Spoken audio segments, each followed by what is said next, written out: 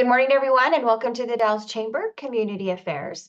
Today, our guest is Terra Lingley. She is with ODOT, and I know her from the Columbia Historic Highway that we work on and just making sure different things are happening, being informed, and sometimes we can make some decisions as far as how to better that our historic highway and how to make it look better.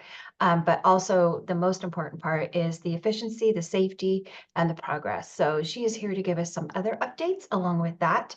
But before we start that, we're going to go around the room and introduce ourselves and which organization we represent. So I'm going to start with my upper left, who is Dan Spots. Thank you, Lisa. Dan Spots, outgoing Economic Development Officer, City of the Dalles. Happy to announce my successor. He is former Klickitat County Commissioner Jacob Anderson.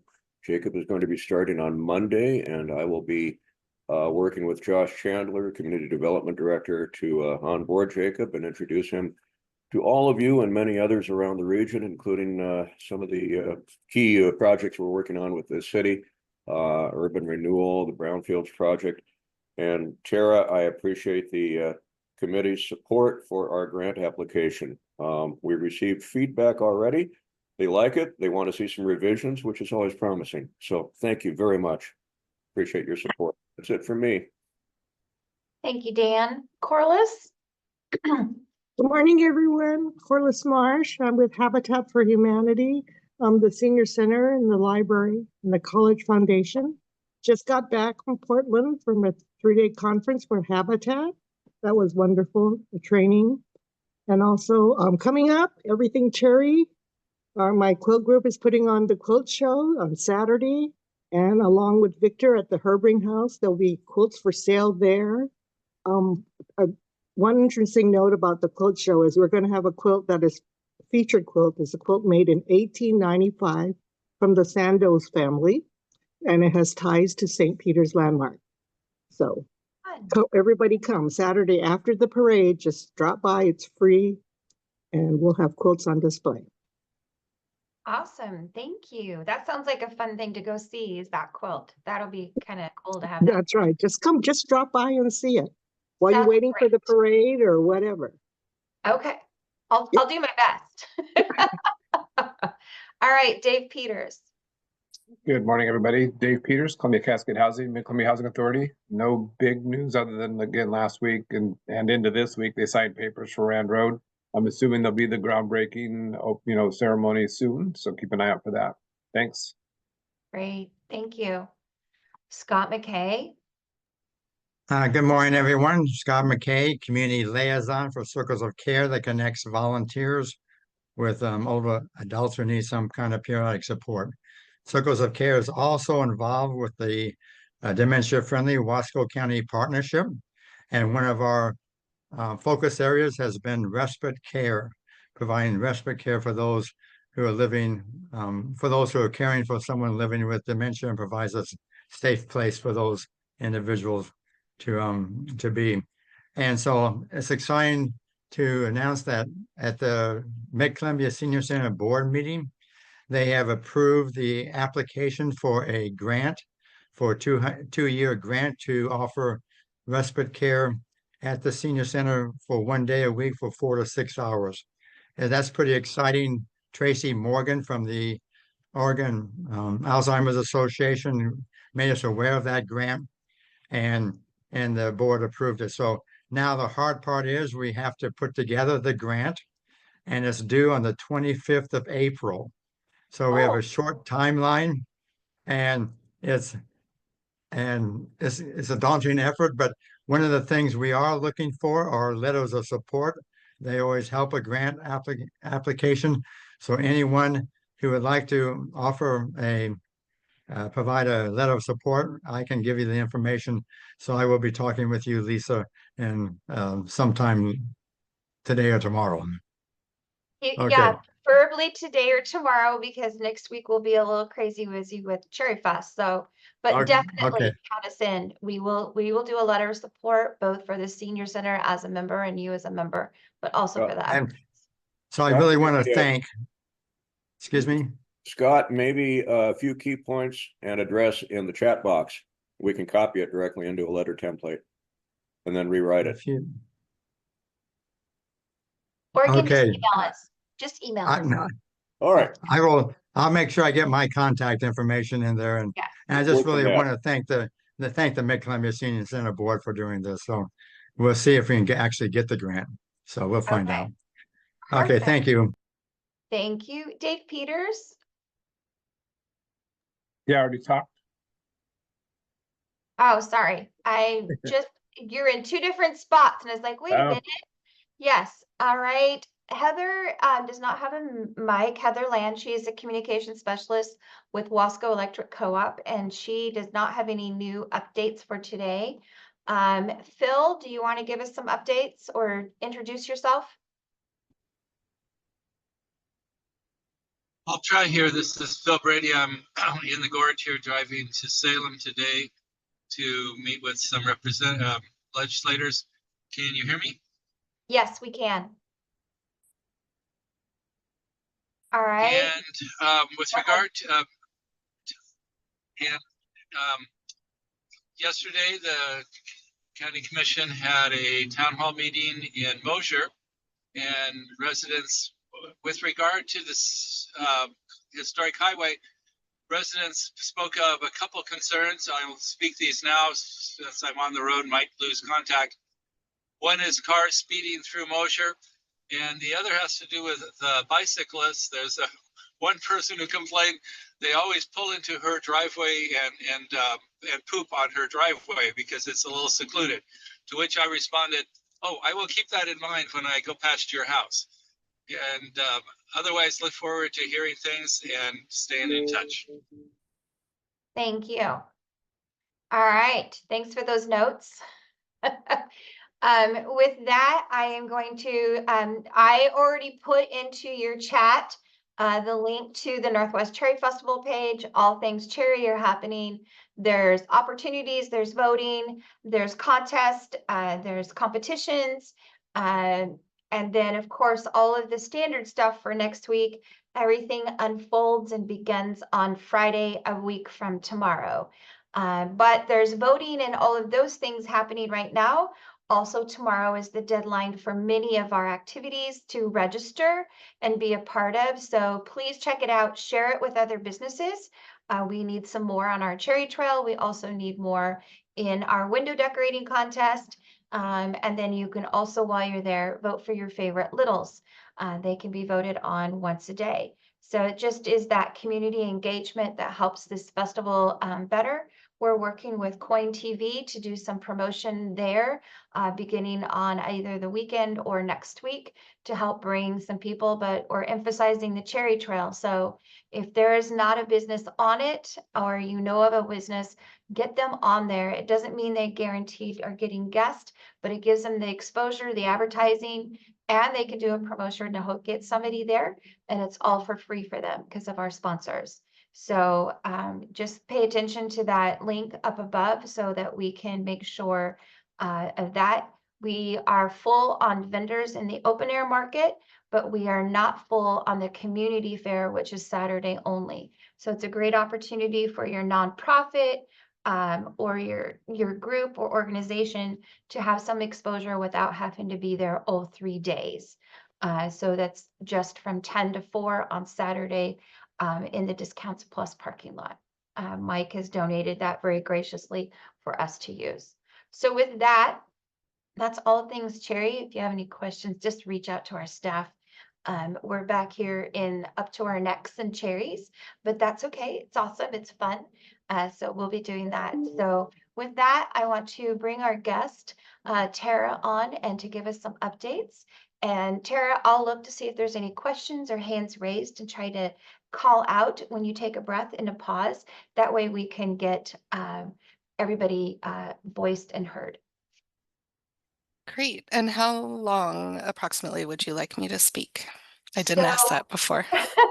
Sorry, we get done at 8. Okay. You know, so anytime before so that you can have time for questions also. And there we go. All right. Well, good morning, everyone. My name is Terra Lingley. I'm the Columbia River Gorge National Scenic Area Coordinator for the Oregon Department of Transportation, which is a very long title. But my job is to coordinate all of ODOT's activities within the National Scenic Area, as well as I serve as the program manager for the reconnecting the historic Columbia River Highway as a state trail, as well as connecting and uh, remembering all the good stuff that the historic highway has done for the gorge. So with that, I will share my screen.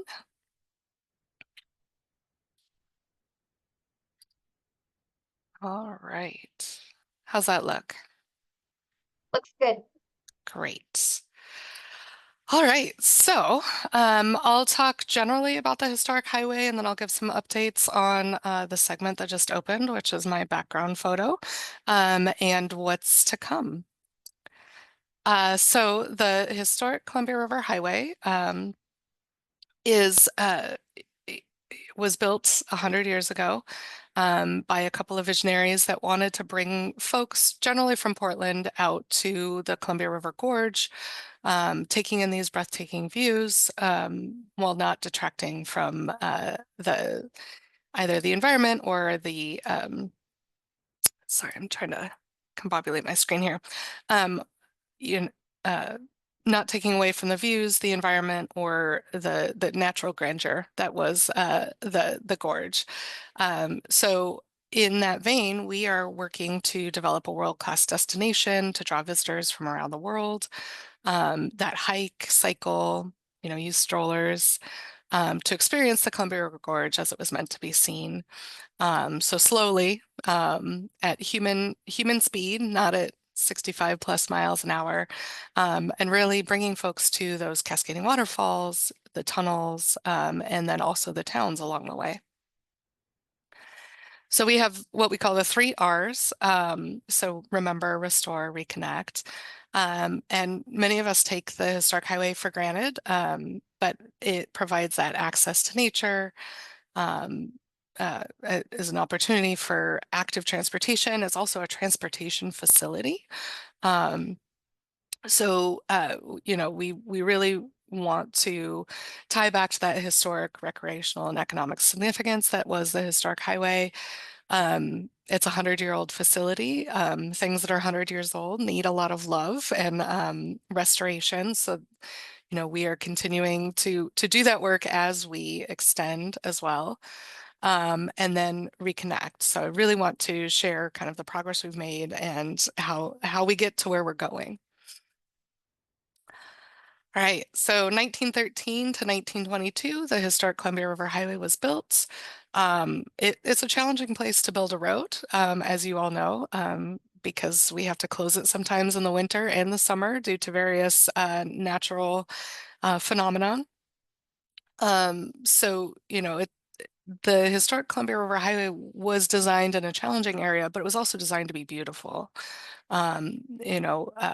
The bridges that we have, the concrete, these were new technologies 100 years ago. But they also chose these technologies because they added to the scenery instead of distracted from it. So the original highway engineer, Sam Lancaster, wanted folks to come from all over to come to the gorge and see what makes this area great.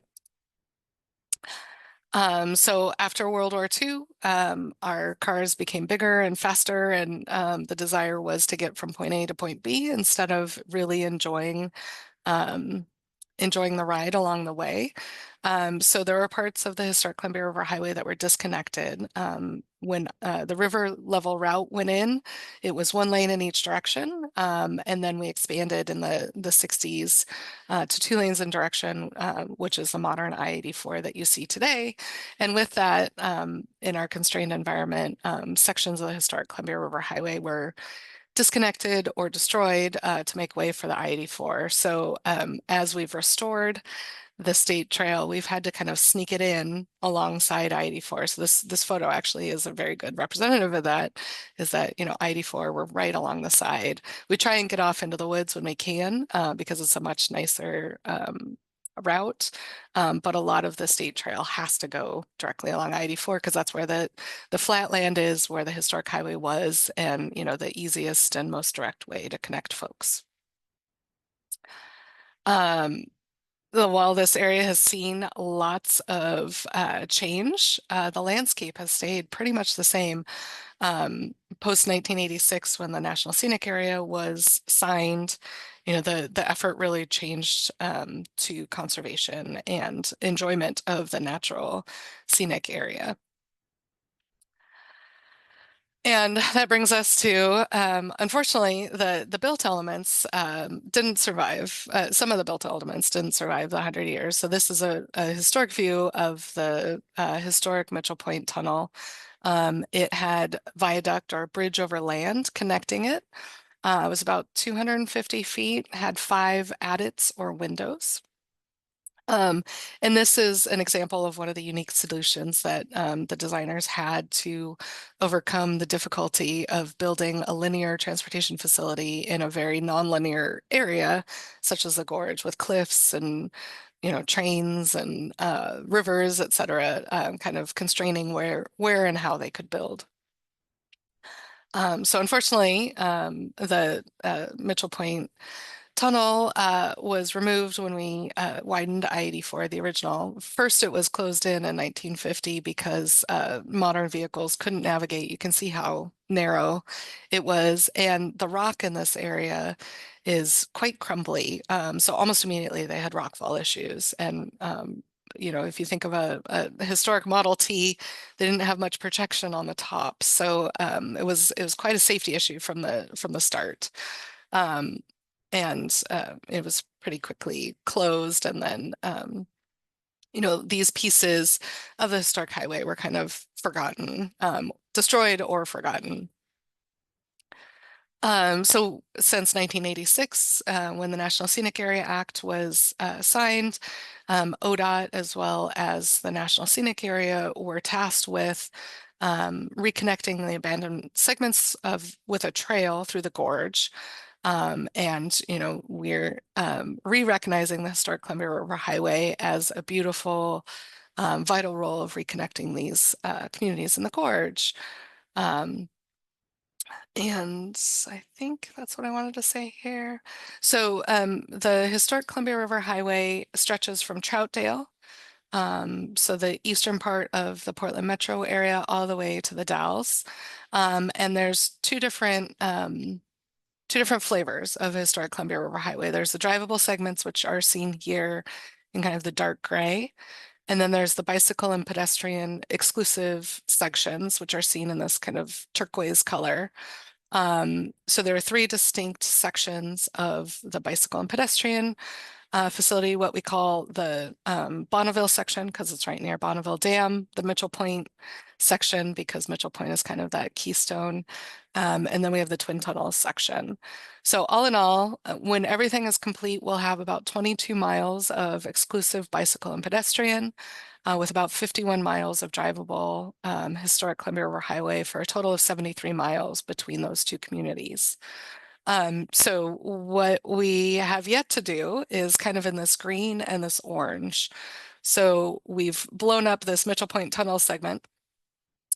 We have about 0.7 miles between the end of the Viento State Trail. So if you go from Viento State Park to the east, it goes about 2 miles and then just kind of stops. And when we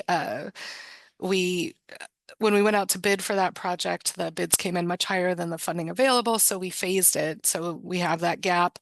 However, the good news is we do have funding towards the end of this year to construct that remaining gap and fully connect Mitchell Point Tunnel to all of the lovely trail facilities to the west. And then we're going to pivot and look to the east.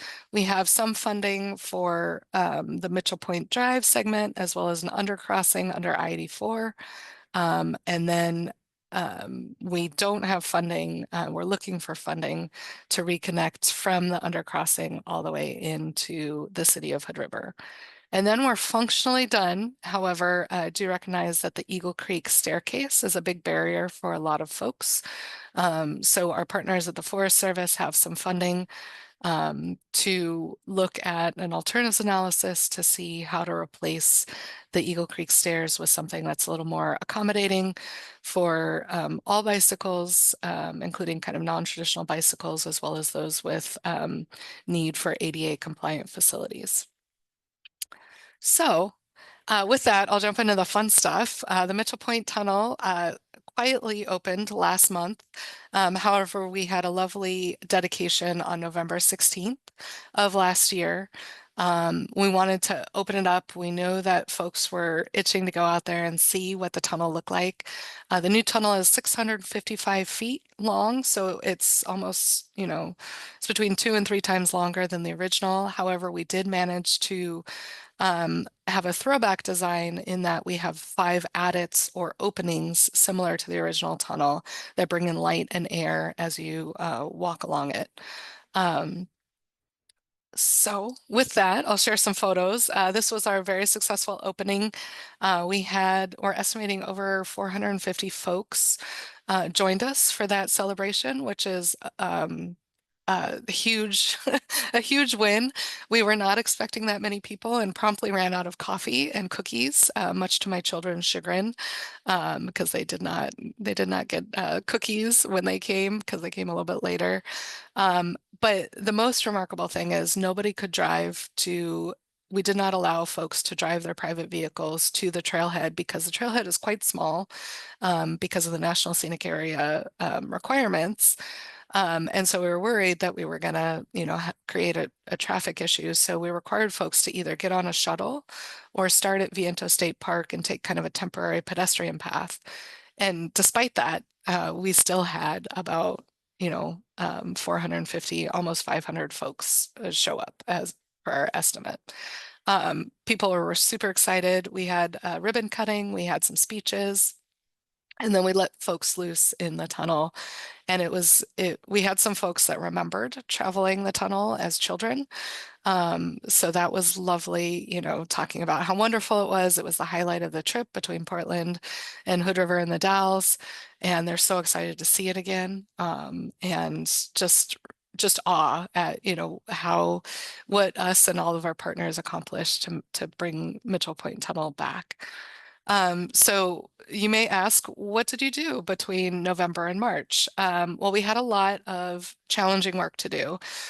So there's this section of wall, and during the opening, it was just kind of concrete blocks, and then we had the concrete cap on top.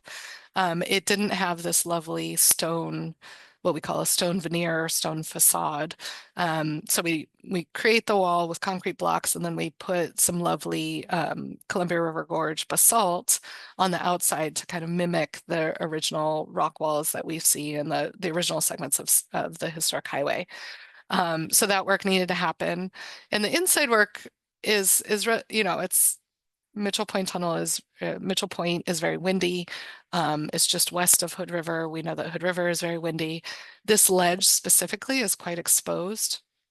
So the inside work wasn't a lot of fun to do, but the outside work was even more challenging. So we had to have folks on man lifts, and you can see that, it's a pretty substantial piece of equipment, and also this very narrow arm with like a bucket. So the person putting the stone veneer on the outside of the wall had to be up in that.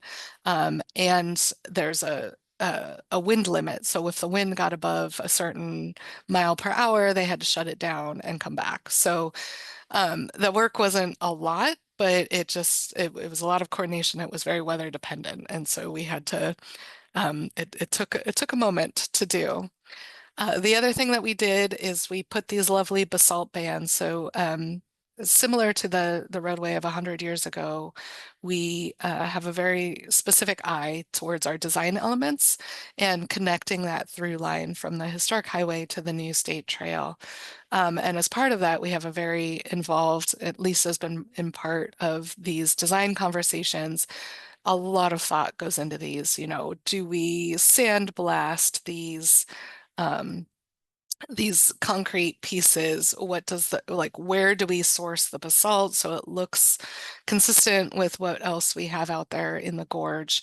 So these are about 6 inches deep and 2 feet wide. So we had to wait until after the celebration to put these in because they would have been an ADA hazard or tripping hazard for the celebration for folks. So they went in a lot of places because it's kind of the signal to folks, users on the state trail, that they're entering or leaving the state trail. So they need to be a little bit more careful, a little bit more aware, as there's likely to be vehicles at certain spots. So there's a couple as you enter the tunnel to kind of slow people down, make sure that as they're transitioning from the bright outside into the darker tunnel, that they're more aware of folks, that there might be folks in there. We have it at the beginning and the end of the trail. So all of this work happened after November and before we opened in March. And this is just a really fun before and after. This was a labor of love.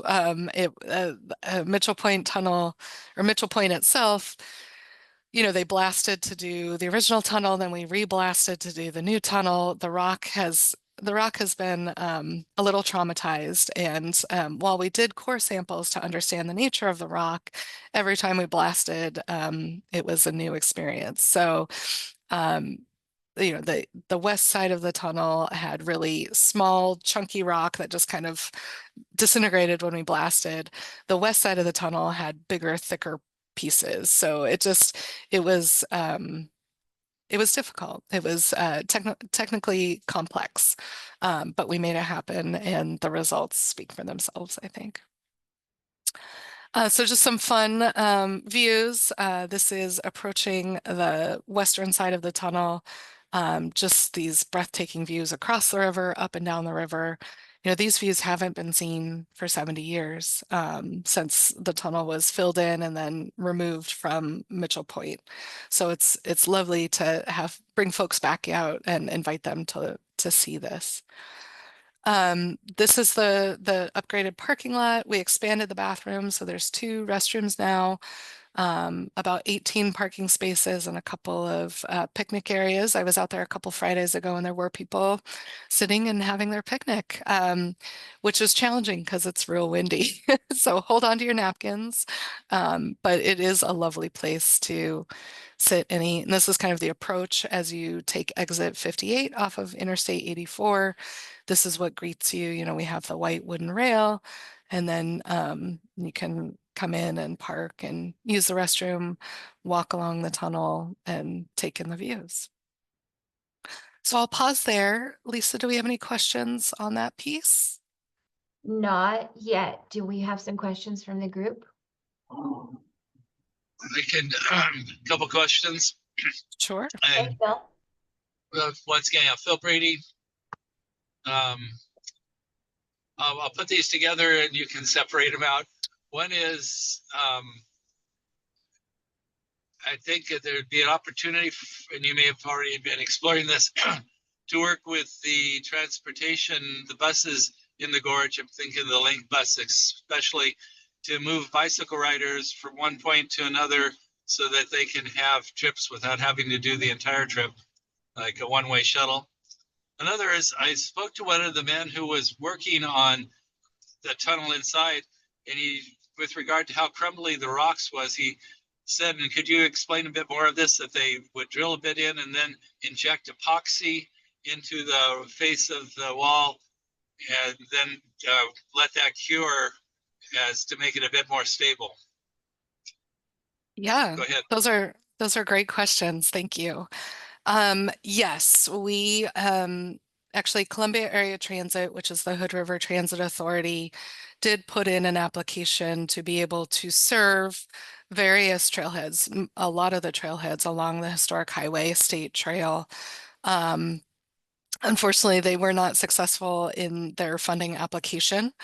Um, but I do know that there are a couple of tour operators, especially e-bike businesses, that do offer both a bike rental, guided rides, as well as kind of that one-way, drop folks at one point and pick them up at the next so they can bike in between. So I think as the historic highway state trail is reconnected, we'll see more and more of that. It might have to be from private providers, but I'm still looking for opportunities for public transit to serve those sections.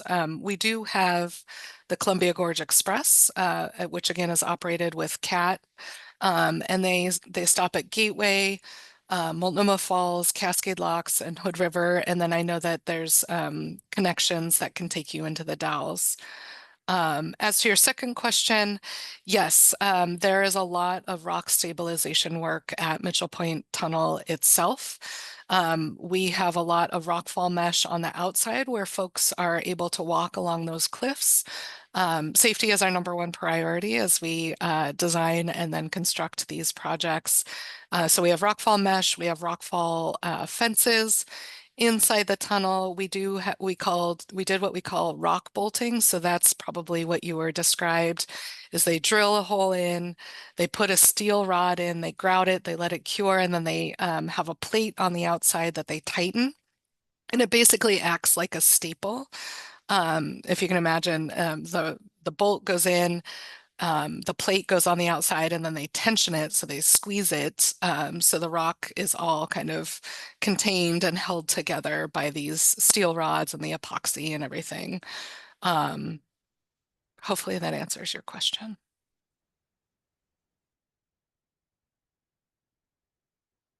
Dan Spots has a question. Thank you, Lisa, and thank you, Tara. Fascinating. Love this project. Is any of your existing funding tied up in any of the federal mayhem that's going on? That is a great segue. What I will do is move on to my remaining slides and I'll talk about what's next. The shorter answer is I have no idea. We've seen guidance, we've heard rumors. As of now, we have not had any official word that funding is frozen or has been rescinded. But our next step is, I mentioned we have that gap on the west side of the Mitchell Point Tunnel. This is what we call the Perham to Mitchell, because there's two creeks, there's Perham Creek and there's Mitchell Creek. We have $7.9 million in federal lands access program funding identified to finish this connection. We also have about $1 million in congressionally directed spending from our federal legislators, which is fantastic. That was frozen, unfrozen, and now it is, or no, frozen, unfrozen, frozen again maybe, and now it's unfrozen. So we are going to bid in September of 2025 to do this project. Tara, on that last point, was that 2024 earmark or 2025 earmark? It might have been 23. I hope so. Good. Yeah. If it was Yeah. 25, then it was pulled out of the continuing of Yeah. yeah, okay. Yeah, good. no, we have had that funding for a while. So yeah, it was frozen, unfrozen, frozen, unfrozen. Western Federal Lands Highway Division now has that funding in hand. And the one uncertainty is the Federal Lands Access Program funding, which is again from the 2022 or 2023 round. We're hoping that that still exists and that they will still move forward. I have not heard otherwise, so we're operating as though it exists and we will move forward with that project. So two bridges, a couple of walls, but it'll bring folks from the current end of the state trail that opened in 2023 into the end of the state trail, western end of the state trail, the Mitchell Point State Trail project. So that'll be a full connection. Right now, there's kind of a combination of state parks hiking trail as well as kind of a temporary trail that ODOT created to get pedestrians from the end of the trail to Mitchell Point. So there is an opportunity. It's not ADA and bicyclists are not advised to use it because there is kind of a you know, it's a hiking trail stream crossing of Mitchell Point or Mitchell Creek stream. So but there is a way to do it. So if the parking lot is full at Mitchell Point, you can circle back around to Viento, and you know it's a lovely walk. I did it a couple of weeks ago, and pretty well signed. So it's an easy way to get there. So that's the western end. And then we shift our focus and look on the eastern end. So the Mitchell Point Tunnel is here, kind of in the turquoise. The green is what I just talked about, the Perham Creek to Mitchell Point. And then we look at how to get folks from Mitchell Point into the city of Hood River. So we estimated around $49 million in construction funds to get us down Mitchell Point Drive and into what is currently Ruthven County Point Park. It's a Hood River County park that will be transferred to OPRD, Oregon Parks and Recreation Department, and then will be developed as the final trailhead on our state trail system. We did receive $11 million in nationally significant federal and tribal lands program funding for construction. So, you know, we needed 49 million, we got 11 million. With our match, we have about 12, almost 13 million for construction. Again, we think we have that. It won't be obligated till 2026, so we don't have that funding in hand yet, but we're again operating as though it still exists and moving forward with design to go to construction next year. Unfortunately, because we only got a portion of it, we had to phase it. And the phases, you can see here, G1, G2, H1, H2. We're going to focus on the G1 section, which is kind of the biggest hurdle is to get the users from the south side of I-84 to the north side of I-84, because there's a section called Ruthven Point, which has about 1,000 feet of existing historic Columbia River Highway, as well as a lovely overlook. So we want folks to be on the north side of I-84.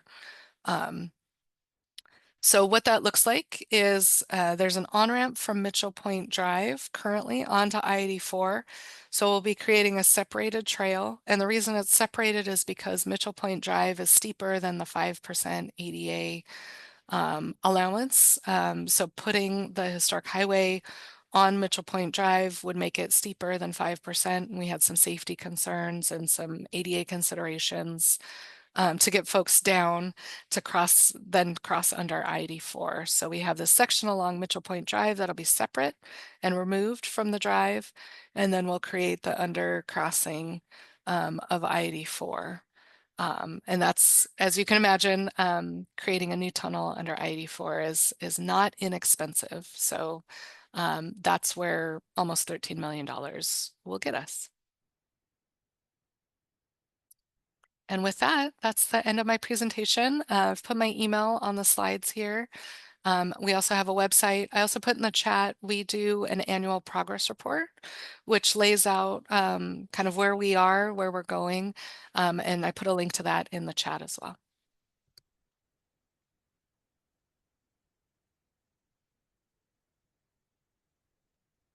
Okay. Someday. Okay, Dan, you have a question? Terry, on that undercrossing, what technique are you using, engineering technique? Yeah, we're going to use a precast box culvert. So it's basically a square tube, and we'll construct it in phases because we have to keep I-84 open. It would be lovely if we could just shut down I-84 and do it real quick, but our freight industry would not be kind to us if we did that. So what we'll do is we'll move all of the traffic to one side of I-84, so it'll be down to one lane in each direction. We'll excavate out the earth. We'll put in half of the box culvert. So basically it's just the square tube that I was talking about. Cover that back up, repave it, move all the traffic over and do the same thing on the other side. And then that will be the structure of the new exclusive bicycle and pedestrian tunnel to get folks from the south side to the north side. Okay. I was thinking of the way Riverfront Trail near to the Discovery Center, we actually froze the ground under the railroad track, put Probably too long a stretch here with the freeway. That's a lot wider. Yeah, we have done a bunch of engineering work. We also did a value engineering study to see what was the best and most, sorry, hold on one sec.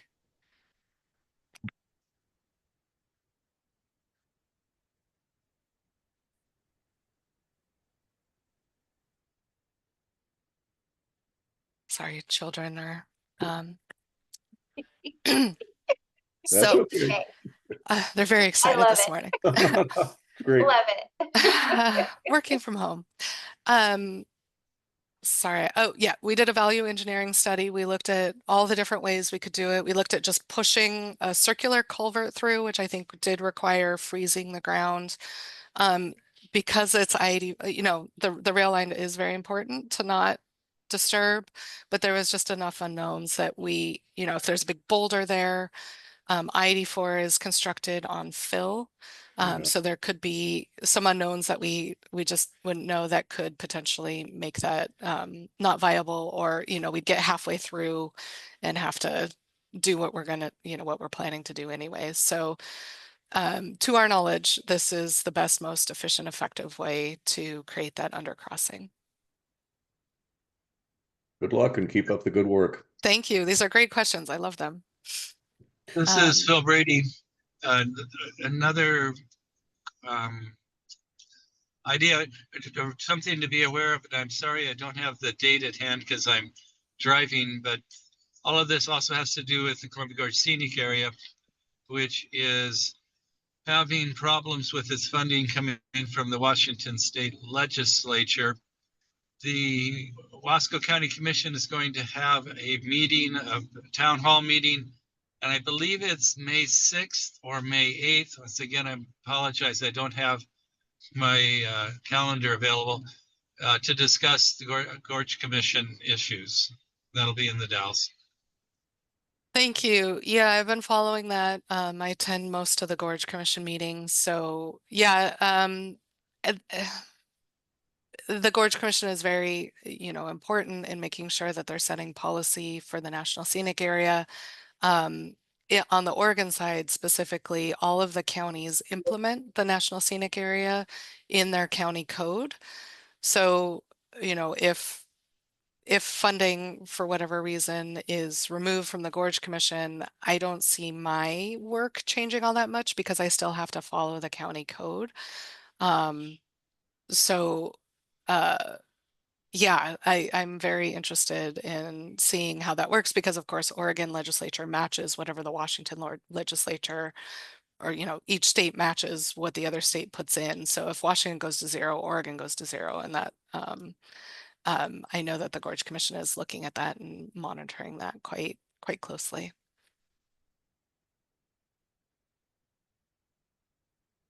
All right, any other questions? I am not seeing any. I did take Tara's information off the bottom of one of my emails and threw it in there. So now you thoroughly know how to get a hold of her. Absolutely. And so, but Oh. also just ask any questions and I can get them also to her. So yes. Great. I do have one more plug. All of our advisory committee members their terms end in June. So I have reached out to the Wasco County Board of Commissioners. So there's 2 county representatives on the advisory committee. There's a governor's appointee and then there's a county appointee. And the county board of commissioners appoints that person. Currently, the representative is Judy Davis. And I don't know if she's interested in re-upping, but if anyone has interest in sitting on the advisory committee, we meet once quarterly, so 4 times a year. And the meetings are, you know, 3 to 4 hours long. The only requirement is that you live in the county and you're interested in the historic highway and the state trail. But if you or if you know anyone else who is potentially interested in sitting on that committee, I'm happy to connect them with the application process. Tara, who represents Clickitat County? So Oregon only. Oh, so okay. yeah. Okay. That makes sense. Done. Yeah. Mm. Yeah. So yeah, so it's Judy Davis and Lisa currently for Wasco County. Lisa is the governor's appointee and Judy is the county appointee. So Lisa is thinking very hard if she wants to Yeah. re-up her governor's appointee. But she could probably also be a great resource if you want to know kind of what the commitment looks like and kind of what gets discussed at the advisory committee. You also get to go on some field trips. Yes, when we're in construction, you get a preview of all of our construction activities. We do a lot of hard hat tours and a lot of partner tours. I like that, the hard hat tours, yeah. Yes. But you got to get an insight onto what it takes to do that construction and seeing some of the before and after while you're standing there. So it's been fun to see it evolve and come to fruition on those different pieces. When we started, yeah, I think of when I started and saw and compared to now. So yes, a lot has happened in that short amount of time. Even though it seems forever, it's still short. And so Yeah. it has been, and the team is amazing. It's an amazing team that is on that group. And they are all from all over down the gorge. And so it's fun to connect with them. Lots of them have connected with me so that we can continue some cycling endeavors on that piece of it. So it's been really good for me to be there. So yes, I am still pondering. There's a few outcomes that will change that if need be. Otherwise, I will be glad to continue on serving. So any other questions? Great questions this morning. And Tara, thank you. Yes, I I know apologize you're for crazy having to. busy. You're crazy busy with your job, but you're also a mom of these adorables. They are super cute. I got to see them in person. So I do appreciate that. Us moms, we do it all. You have to So mute and yell at your kids sometimes. I know. It's the same with adults, though. You know, the husbands go by and it's like you're quickly muting and turning off your screen. So yes, because they're a little taller and they're more visible in your screen.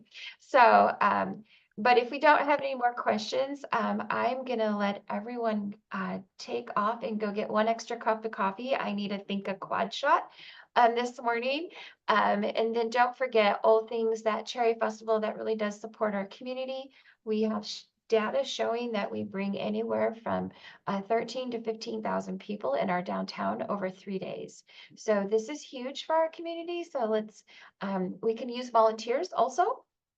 So got to put that plug in there. So if you have an hour, even just an hour, we can put you to work with that endeavor. So, and then Scott, we got your information so that we can all help support.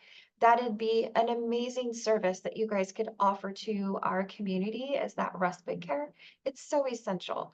Once you become a spouse who is a caregiver, it changes the whole relationship and that spouse gets worn out. So I appreciate you doing this, having gone through this with my parents. It is dear to my heart.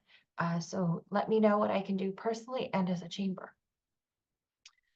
So with that, everyone have an amazing day and cherry it up as much as you can. And just enjoy the weekend and have a happy Easter. We appreciate all of you.